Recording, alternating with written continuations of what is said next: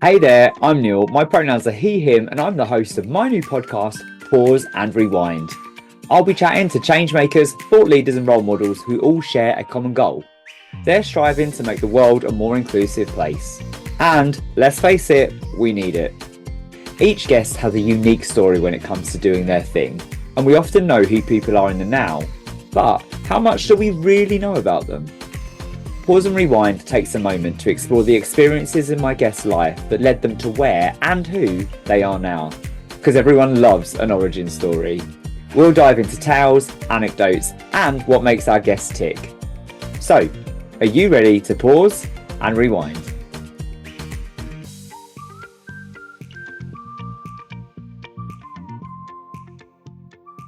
Hey there, and welcome to this episode of Pause and Rewind. I am so excited about this guest. They need very little introduction here in the UK, but I'm so thrilled that I got to sit and chat to the incredible Dame Kelly Holmes.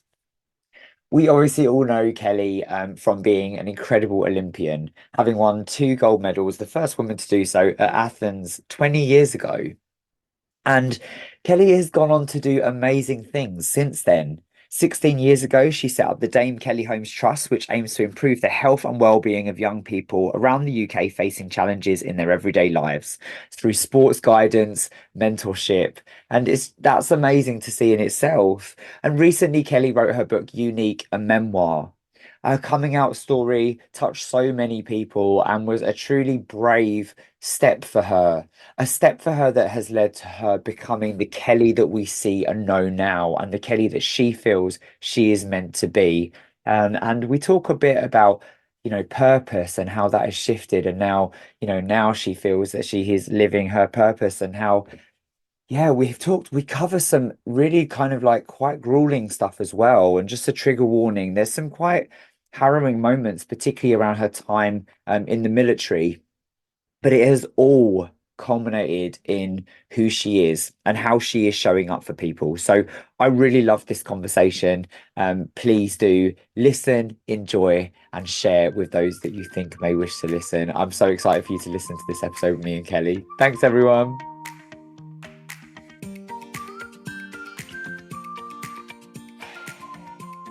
Hey, Kelly, welcome to Pause and Rewind. I'm so happy to have you here.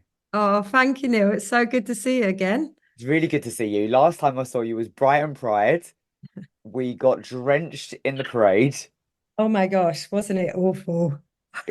Awful, but the But crowds turned out and it was a beautiful day anyway, and then the yeah. sunshine. And then I got to go for a run with you along Brighton Beach, and I was like, my dad was like, "Did you keep up?" And I was like, "Of course I didn't." No, it was really good. It was the first time I'd been to Brighton Pride, so I wasn't expecting the downpour, but the energy was just brilliant. And then obviously the festival was wonderful. Yeah, it was gorgeous. Well, it was lovely to meet you there. Yeah. Um, let's kick off. All What right. does the world look like for Kelly Holmes right now?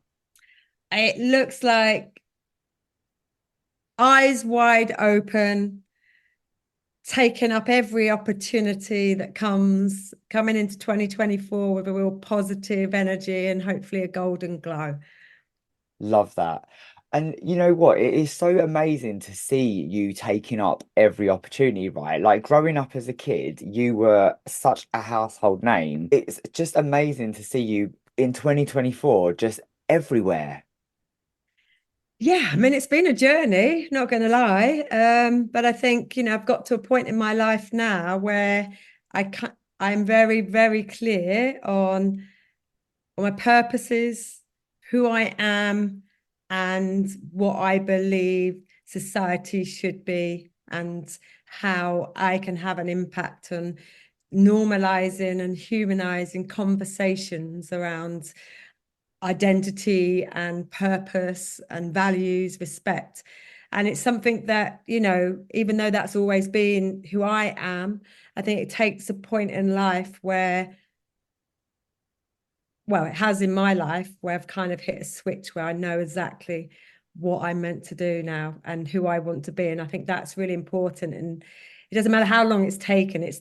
And now why I say I grab every opportunity is because, I'm happy. I've got to know so many people. I've got to learn, listen, and that allows me to grow. And then I push for my voice to be heard and me to be seen. And I hope I make a difference along the way as well. You can 100% see that in your advocacy since since you came out and stuff, the way that you've listened, and particularly to like around kind of trans rights and trans people in sport. And I just think it's beautiful. So I love that. But actually, I'd really like to ask about the Dame Kelly Holmes Trust. Like that sounds amazing. Can you tell us a Oh, bit more about it? yeah, so we're 16 years old this year. Not a lot of people probably knew that I started a charity. I mean, I know I've been in charity work for years, like since I was 16. But the reason why I set up the Dame Kelly Holmes Trust is I always believe that one person can make a absolute substantial difference to another if they're given that chance to be challenged, talk, opportunities, whatever it is. And I remember when I was at school that my PE teacher was pretty much the only teacher that believed in me. Now I'm from Kent, working class family. I really wasn't good at school, and it was her, that one person, that sort of made me just believe in myself. And as I went through my career and became an athlete and post athletics, having worked with a lot of young people, youth development, and in areas of deprivation, I knew that's what I wanted to do. I wanted to see if I could combine the principles of what a sports person brings around resilience, attitude, behaviors, picking yourself up, fighting for what you want. If I could get that into the mindset of young people who sometimes are very challenging upbringings, don't have a role model in their lives, maybe are caught in areas and situations that are very, very detrimental to their growth or their future. If I can marry the two together, then could I be the person that is the one person makes difference, but also could each of the athletes that get involved, and now we transition the lives of athletes while they're also a mentor or youth worker now. This is like it's not complex, but that's how we do it. All of our programs are run by world-class athletes, and we have made some amazing difference to young people. Honestly, the stories, like they're the ones that make me cry these days. Yeah, absolutely. You are making such a difference. The book Yeah. has been so well received as well. I Unique, a know. memoir. Look, that's it. My paperback's coming out this month now with an extra chapter, I must Oh, say. hi. Oh, I love it. Well, listen, it's great Yeah, to see you smashing it out there. I'm so excited to dive into your origin story. Are you ready cool. to pause and rewind? Let's do it. Let's do this. Take me back. Tell me all about little Kelly. So I was born and bred in Kent, to a white mother. I had my stepdad, that's brought me up since I was 7. Um, I always say it in my book and on my speech, like whiter than white Kent. So that's how I grew up. And I was the only mixed race girl in the school, in primary school, or child of colour, should I say, in primary school, secondary school. And I do distinctly remember the only time that it came very evident to me that I might have been slightly different, which I turned into the word called unique, was first at primary school when Boney M. Brown Girl in the Ring came on, and they used to sing Brown Girl in the Ring, tra la la la.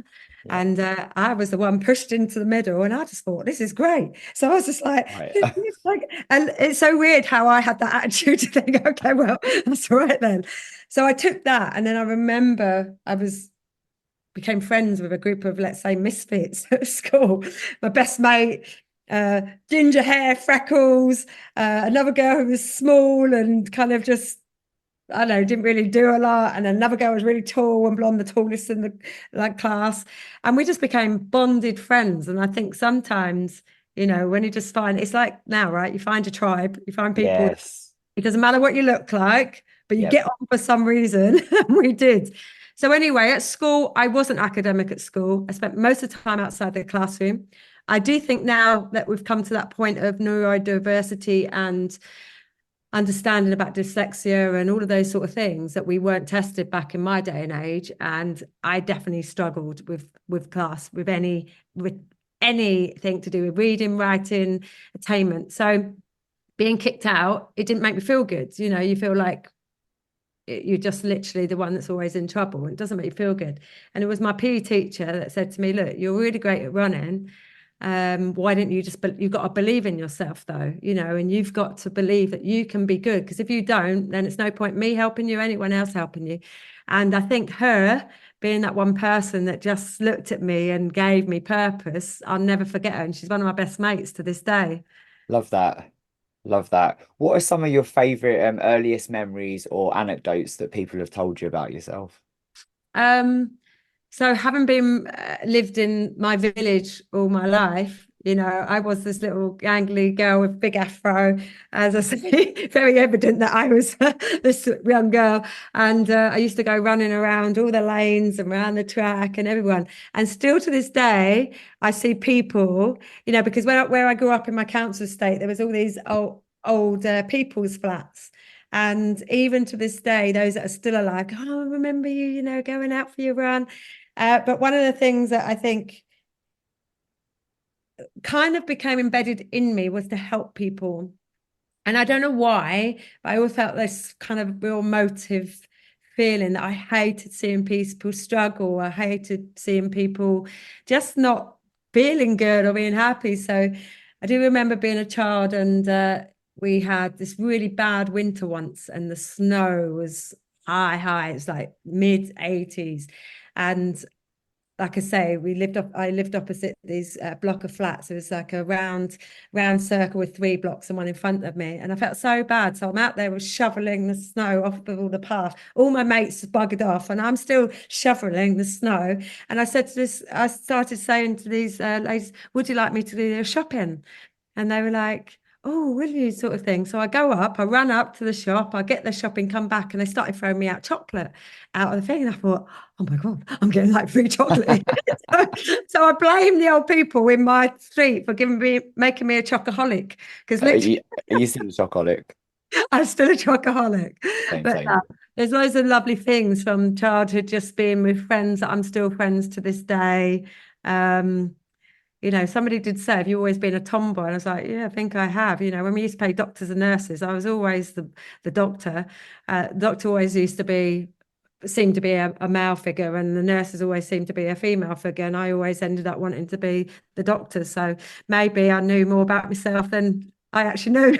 But that's the thing for so many of us, right? We know that we're a bit different, right? Yeah. So for me, like I always knew that I was get dressed, like dressing up, and I was a bit out there and a bit, but you just don't because there's not the labels of gender and sexuality attached to it, but you do Mm. have this kind of slightly intrinsic feeling that you are a little bit different. Yeah, I think you're right. I think, you know, because when you just grow up as a child, right? Yes. It's only when people are either telling you what you are Yes. that you start to open your eyes. And most of the time when you're a child, you just live, you just do your thing. It doesn't really matter. You just become you. You're just a name without a label. You're just you. And then I think Yep. I think that's the thing. Especially like you say, you might dressed up or whatever. I was just me, you know. I was a toughie, loved running, loved sport, just got out there and loved playing with the boys and just did things, you know. I didn't have a label. And in school back then, I mean, literally, there was nothing to do with diversity and inclusion, let's face it. So Yes. there was sort of one way of thinking and believing, and people just went off on that tangent in society. But I just wasn't the same as everyone else. Do you remember a point where you perhaps like looked at the world and realized like had a feeling about what your sense of self was and what your place in the world was? So when I joined the military, it was a month before I was 18. So I joined the military. I'd always wanted to go in since I was 14. And at, outside, before I went in, I was friends with guys and the girls, and it was just sort of normal to have fun, you know what I mean? And you'd go apple scrunching, and then you say, "Oh, he's my boyfriend, he's my whatever," like that.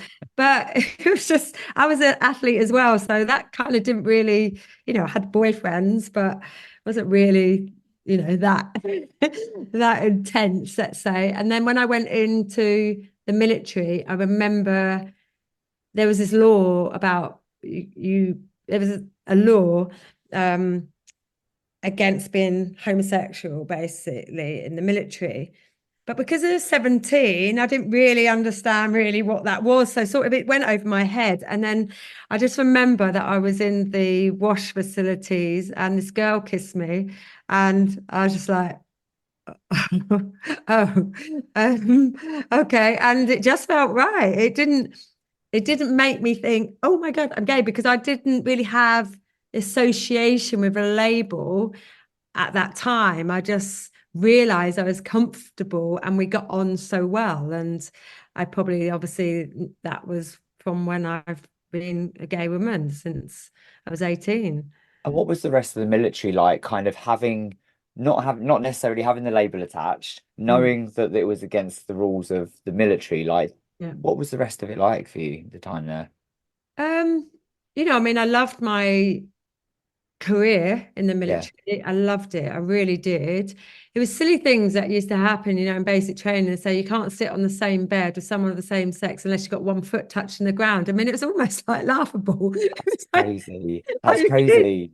your kids, you just, so there was all those laws. But one thing that really hit me and then caused me sort of this trauma that I've had all my life was that when I was 22, I had what's called a raid. And the raid in the military was almost like a witch hunt. So the Royal Military Police or whatever would come into a barracks and basically come searching to find out whether you may well be gay or in a relationship, same-sex relationship or whatever. And that's the basics as it was back then. And when they came into my room and they came into our block, I mean, they literally ransacked it. It's like people being at home with the perpetrators of a burglary being in there, and they're literally ripping through all of your belongings. It is scattered everywhere. They're going through your clothes, they're tipping out drawers, they're literally everywhere, and they're in your face and they're vilifying you. They're getting you to say something that you're clearly not going to say and don't want to say. And then they leave. And you're left with that sort of trauma. It's Mm, embarrassing, it's traumatic. You're worrying about your career. You don't know what's going to happen, because the consequences of maybe being found out, which others did, was to be jailed, lose your career, go be sent home as a young person to tell parents that may not even have known about your sexuality, bullied, sexually abused. And so many things happened to veterans. But what that did with me is, because I loved my career, I was in fear of anything yeah, happening. It didn't change who I was. I was still the same person. You don't just suddenly change who you are, but you're very aware, second guessing. Then I became a world-class athlete at the same time, or during my career. There was no role models. I didn't know anybody in sport myself who was out openly gay, or any sort of, sexuality of any or identity. And so for me, it caused me a lot of problems, yeah, which is in my book. yeah. Was the raid for any reason? Was it just a random raid? Did someone tip someone off or Look, we've looked through it. So last year, the Prime Minister had to do an apology for LGBT, as it was called yeah, then, veterans, because there was hundreds of people witch hunted, and it was basically came from the top. The law was actually lifted only in 2000, where obviously Section 28 was lifted years before that, but it was still in the military. And the Prime Minister had to do a public apology, basically, because all the veterans that are affected, and I say affected, you've got to understand that a lot of veterans who went through this traumatic time in the 80s, 90s, and maybe slightly before, a lot of them still live in our society, still yeah, cannot live their life authentically, have gone through a whole lifetime of mental health problems, were homeless, lost everything, their jobs, their careers, and all of that. So one of the things that's really important to me is we all know in this world anyway, there's a lot of people that came before us to allow us to be who we are and what we do and how we live our lives. And there's a lot of people that have suffered because of the consequences of not being your true self, or just, society letting you be you. I got quite affected by, over the last few years, getting to interview and speak to a lot of veterans, because I feel almost like I had a sliding doors moment, that I continued my military career. I got a member of the British Empire award for service to the military, yet I was traumatized by it. And so I feel it's really hard to see how other people in society who live in this world now have been really affected by the fact that because of who they weren't able just to live, their life that I did. But I can't change what I've done. And it did create a big fear in me for like 34 years of my life. So I Yeah. just feel like now, in the position I'm at now, if I can make a long lasting change to how people's attitudes and behaviors are to people, allow people just to live their lives, then that's my almost give back to, having a voice for those that Yeah. don't have one.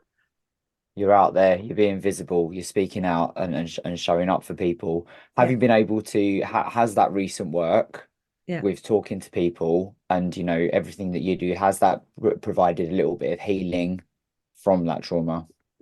For sure, I did a documentary called Kelly Holmes MBE in June 2022. That was that was difficult to do it. It's so strange when I've gone through a lifelong battle with different mental health problems, as well as being very successful. So I can always say to people, you could struggle, but you still can be great. So Yeah, it's a reminder for people. But when I did the documentary, it was a process of healing.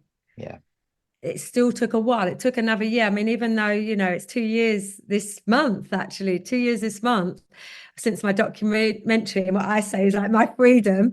But it still took a year to change a narrative in my head of second guessing yourself, watching, thinking what people might think of you. Will people belittle my achievements because now I'm being open and honest about who I am, because of how society maybe has been in the past, and people's judgment of bigotry and lack of understanding and education and awareness.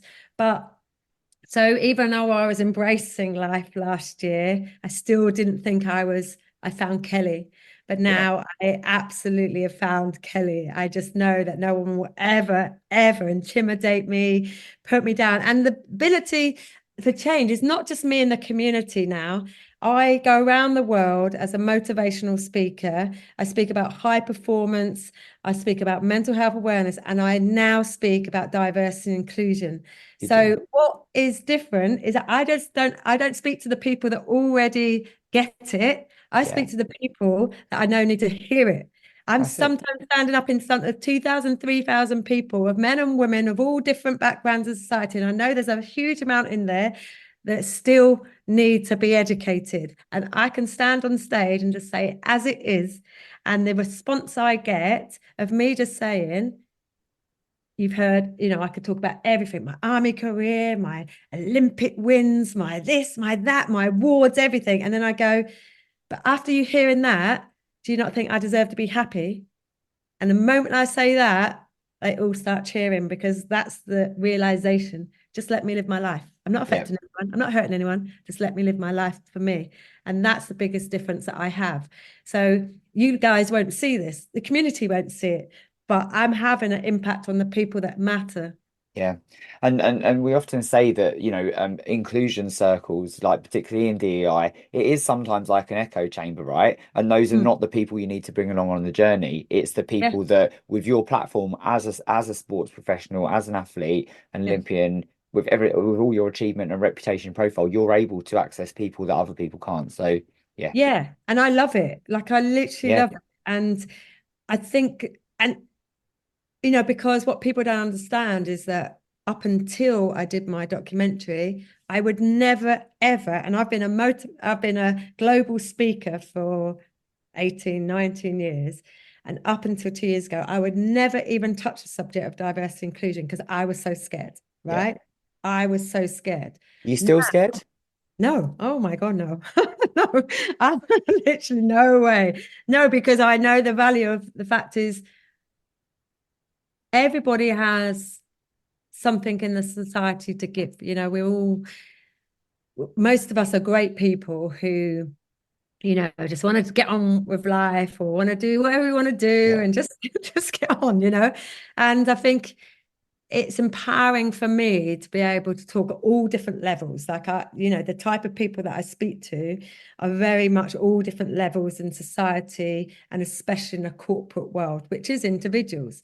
So I feel that now, like I say, I came into 2024 because it's my 20-year anniversary from Athens, thinking that in 20 years, what have I done? I've done so many things, like so many, yeah, but I think out of all that, well, I'd say 19 years since retiring, my biggest impact is the last year that I've had in my life since I feel now I'm Kelly, like seriously. yeah, And I'm really happy with it. And I'll continue to do whatever I can to, support the community and to do what I feel is right. yeah. That's it. That's it. And learning, like you said, listening and learning along the way. Because, that 19 years is a long time and people won't have realized that you've done all of that stuff in that time. Well, I've done so many things. Like I say, my charity is 16 years old now. I ran a mentoring education program for young athletes for 10 years. I've won multiple medal trophies for speaker, philanthropist, book writing. I'm up for another award for my this memoir. I won an award for my autobiography, which came out in 2005, which was my story up until it was my story, and now this is like the real extra bit Yes. on Yeah, it. yeah, yeah. The bit. I've done so many things, and I'm really proud of everything I've done. But I just feel I don't know. How do you get to a point in life where you feel you've got a purpose? I thought that my destiny was winning 2 gold medals, but back then that was all that mattered to me to win a gold medal. Now I didn't realize how my journey would unfold and how the world and society has changed along with my journey changing. Yeah. You remember I grew up in the 80s where it was a real different era, and that still stays with you as well. So, I like the fact that there's a lot more freedom for people. I think that we've still got a long way to go. There's a lot of the community in particular that need more support and awareness given. But we have to remember everyone in the community are as valid. So it's sort of, and I've had to learn a lot of lots of different things because I didn't Yeah. really know who anyone was. I mean, I literally didn't know who anyone was. I didn't even know award ceremonies happen for the community. I had no idea who Linda Riley was. I had no Yeah. idea But that about was where anyone. that was actually where I first met you, was at the British Diversity Awards. Yeah, I think in 2022 you kind of stood on stage and gave yeah. a really, really amazing speech. And then we were all up on stage with Dawn Butler doing Candy by Cameo. Andy, Standard has to be done, yeah, it's got right? to be done, right? Well, listen, it's amazing to hear your Yeah, journey and finding a yeah. new purpose, but grabbing all those other opportunities, the panto, the hosting, everything. Like, I just love to And see it. so, oh my God. So what was the moment that you realized actually, like, I'm gonna forge this career and do something to make the world a more inclusive space? Do you remember the moment that it happened? Um, I remember standing on the Pride stage in 2022 after my documentary. I'd never been to London Pride. I was absolutely terrified, if I'm honest. I got asked to go on to the ITV bus because I'd been on Loose Women and they wanted me to become a panelist. And I wasn't a panelist at that time. And Got One and a few others had said to me, come on the, ITV bus. And I was just like, oh, I can't. I don't know why. It wasn't that I was ashamed ever, but it's just everything's new. And when you're someone in the public eye who's just done a big high profile thing, and then you're going to something that you've never been to before, and shouting, Yeah, like, oh, sort of like jump in the fire, that's what in my head. But I had such a great time. I remember being on stage and saying, freedom is my voice, because I used to always think that When I come out, you hear all these things. Like anyone hears derogatory things and says, "Oh, well, of course we knew who she was." It didn't matter what people thought. No. Literally didn't care what people thought. That didn't free me. That didn't make me feel better. Didn't make me feel happy because I was still scared. It's when somebody else gets that premise and that platform to go, "This is who I am. Let me speak." Then I knew that day that I could do something different because I will still drive to be seen, still drive to be heard. I was the first woman to win 2 gold medals for Great Britain in the same Olympic Games. That was the platform that I had, but it's more than that. Is that Yeah. I've maintained myself, hopefully my credibility in the platforms that I have, but it's how do I use that to now go, right, here's situations, here's topics, here's subjects that matter. Because I always think that, being someone, especially in sport, you do get put on a pedestal a little bit about, oh my God, this is like we're like these superhuman, wonderful people because we've done something that people inspire people. Yeah. But which is true because I got inspired by watching Sebastian Coe win an Olympic gold medal for Great Britain when I was 14. And of course you then want to you've got to, it's the same as the language we use now. You've got to see it to believe it or Yes. to be Yeah. it, right? And the visibility matters. Well, it's the same in sport.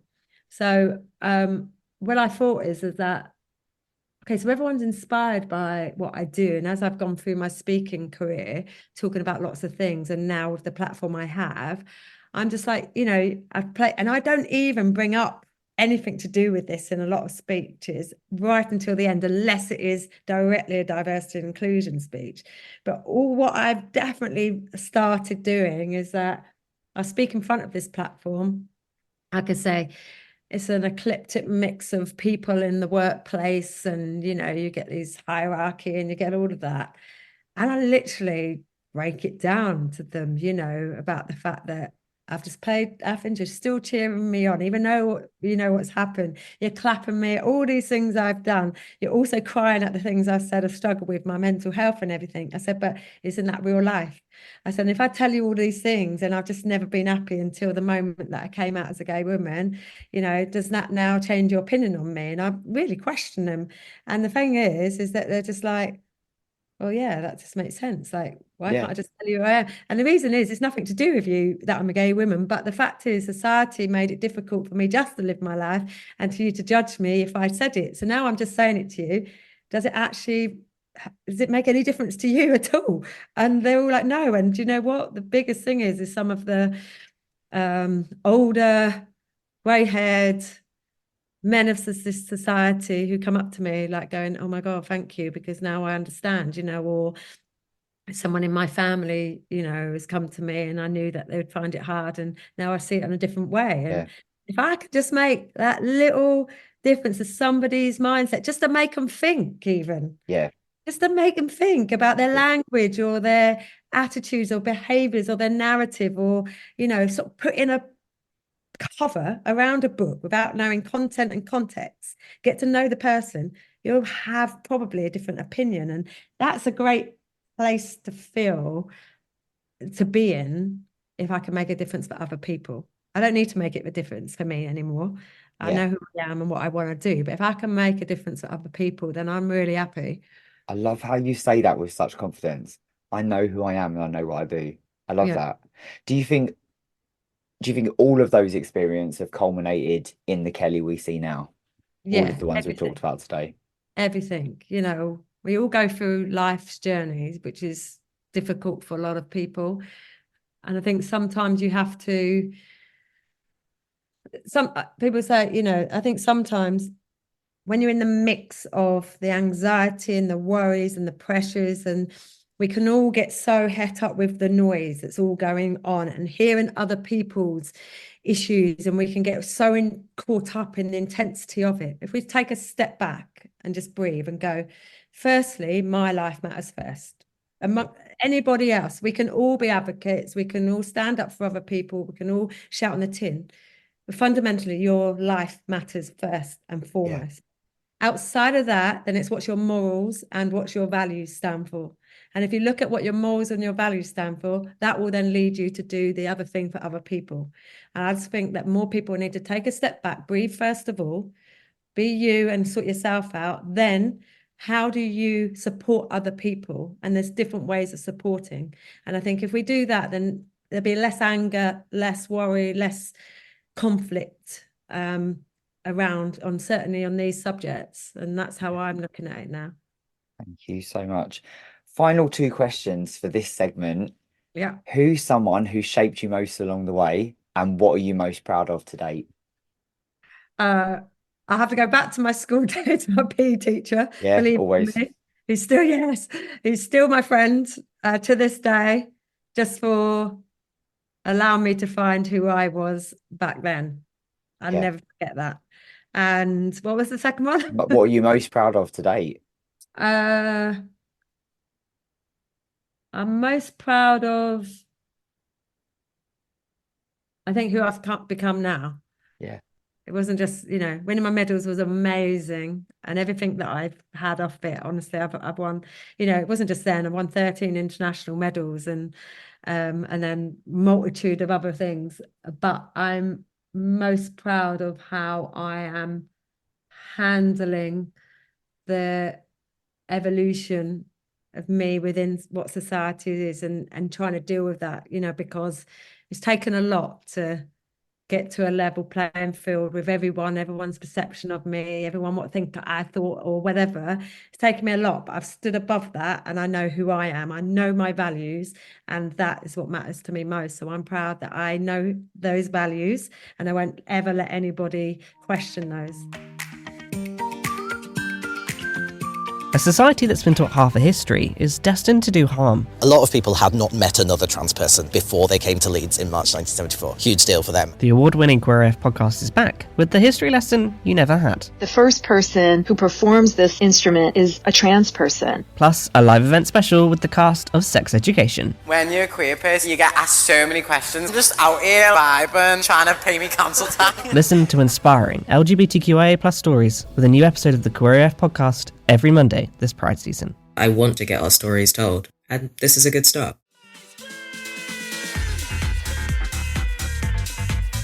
The House of Happiness is London's ultimate sober clubbing extravaganza. We're led and delivered but created for all, whether teetotal, sober curious, or just taking a booze snooze. We love a day raid, and on a Saturday afternoon you can expect banging house tunes, DJs on decks, dancers on podiums, and a fully stocked alcohol-free bar. Flamboyant, bold, with a glitter station to boot. We're all about safe, inclusive fun, and we even have a pre-meet so that you can make new sober buddies before you hit the dance floor. Grab your tickets from Instagram now at House of Happiness Official, and we'll see you on the dance floor.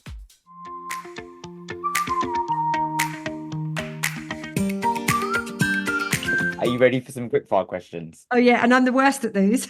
Oh right, well we're gonna I don't do prep, but I'm like, oh. we're gonna have a blast. We're all good. What album, book, or movie has had a lasting impact on you? I'm gonna say mine. Your book. Well, I can imagine it has. Bit of a shameless plug there. I love that. I'm gonna have to do that, aren't I? Yeah. And what was is it just the fact that it gave you that moment to reflect? It's the fact that it's allowed me just to put out the real me. Yeah. Along with the inspiration that people might think, along with the journey, it's allowed me to do me. And I'm obviously very privileged to do that because I have a platform. Everybody has a story. Everybody has a story. I'm privileged to be able to put it out there. So I'm just proud of that. But obviously there's lots of other things, but I've got to plug it. Yeah, absolutely. What's a saying you live by and a saying that you'd put in the bin? I'm going to put one in the bin. No pain, no gain, because that was an army saying. And I'm telling you, sometimes when you're in pain doing things, it ain't no gain. So especially when it comes to sport and fitness, take a step back.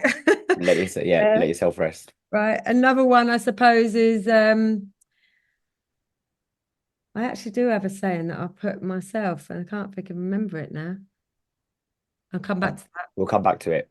What has been the best adventure of your life so far? Oh, that's a good one.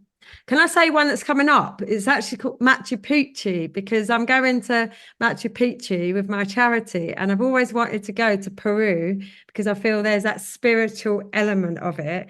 And I also have alpacas, and I have 5 alpacas, and they are roaming free in Peru. So as much as I've been on so many holidays and adventures of life, like that one in September, I cannot wait.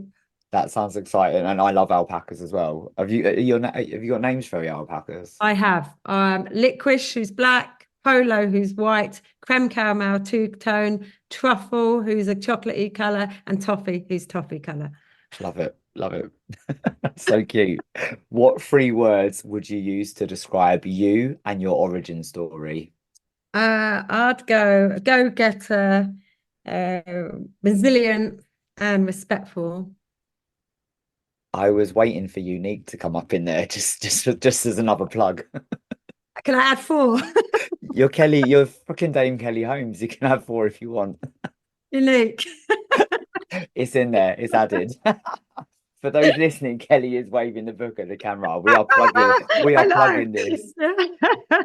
Kelly, let's fast forward a bit. Yeah. You've just shared one of them. What exciting things do you have coming up? But Machu Picchu sounds amazing. Yeah, Machu Picchu is my 20-year anniversary this year, so I'm hoping to do a couple of celebration events, a little party in one, and maybe go back to Athens for another in August. So yeah, looking forward to that. And then my other thing is about women empowerment, like women, whatever sits under that label for anybody, but women empowerment are, allowing ourselves to believe we can be whoever we want, to push ourselves above the glass ceiling, to get gender equality. And so they're the things I'm doing. They're called Athena Effect is my brand name for it. And I hope next year to run my second one, but a really big one. So look out for that.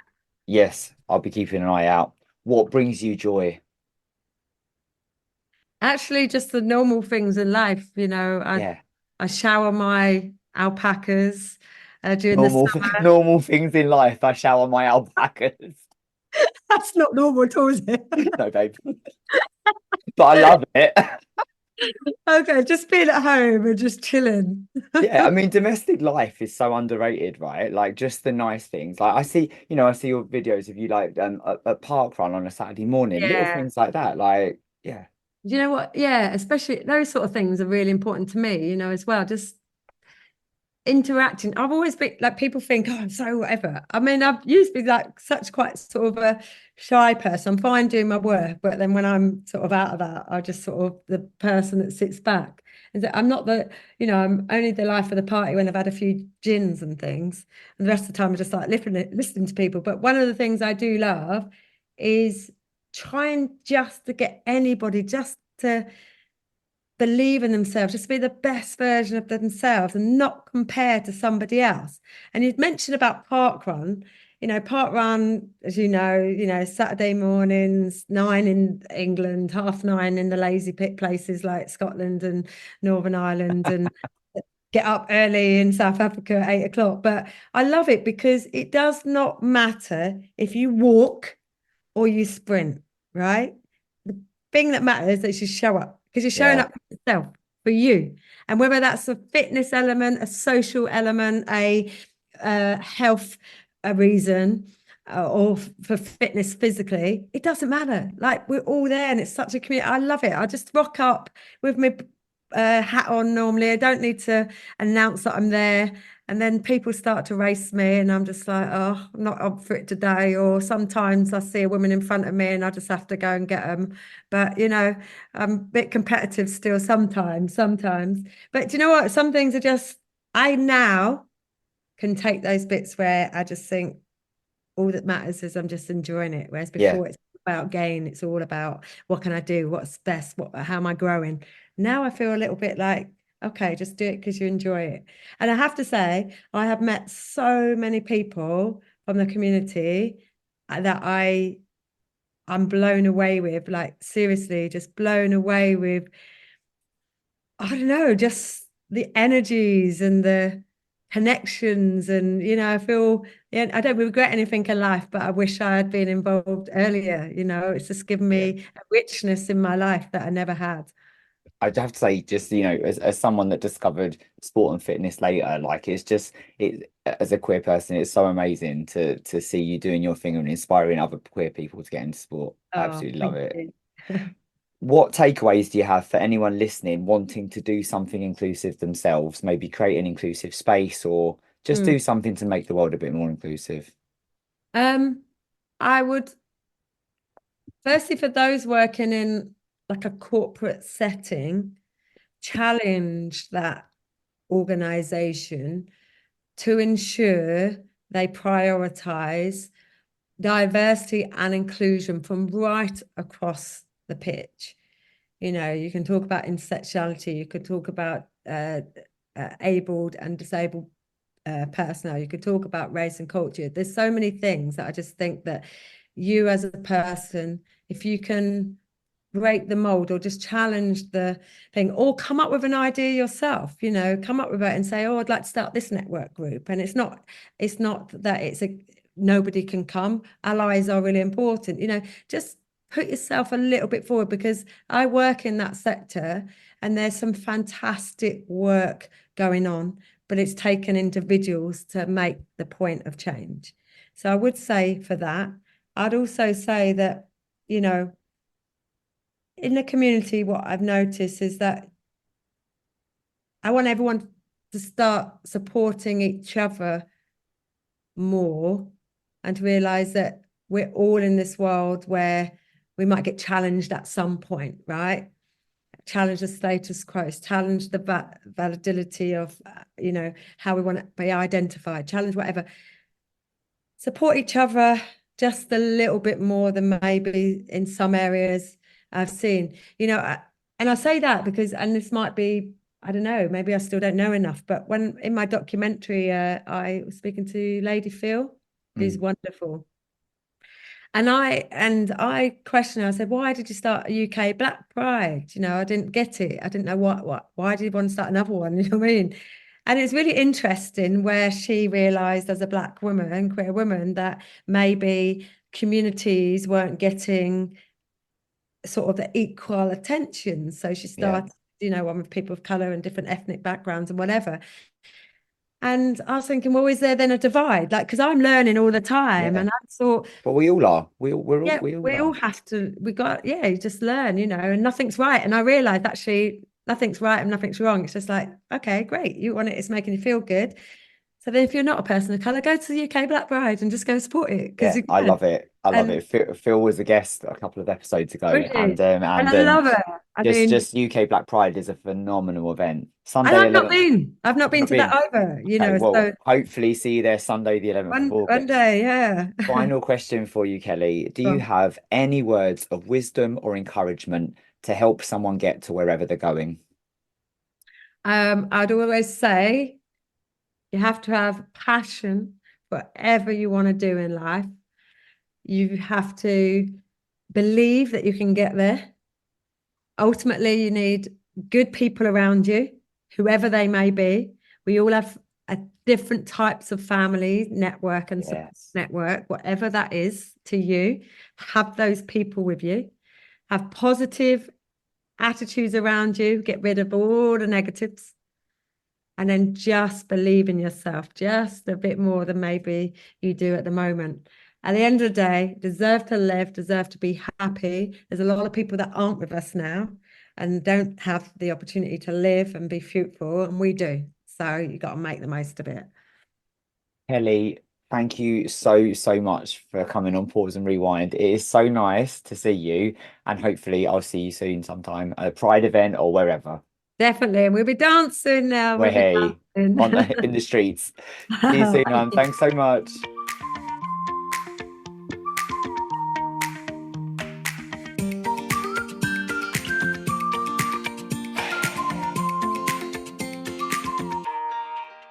I am so grateful to you, Kelly, for taking time out of your super busy schedule to come and chat to me on Pause and Rewind. I loved digging into your story and finding out tons more about you. The 3 words that Kelly uses to describe her origin story are go-getter, resilient, and respectful. And another plug for the book, unique.